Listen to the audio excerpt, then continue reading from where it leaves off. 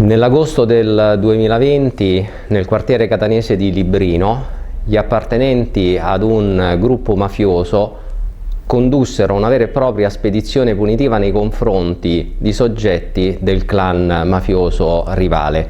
Ne derivò una sparatoria cruenta, a seguito della quale 2 soggetti crivellati da colpi di pistola restarono uccisi sul colpo, altri 6 invece furono gravemente feriti. Solo il caso ha evitato che ci potesse essere una strage in quella determinata circostanza, poiché la scena del crimine è di fatto ubicata in un quartiere ad alta densità abitativa e dove gli abitanti sono soliti nel periodo estivo stazionare su pubblica via durante le ore serali.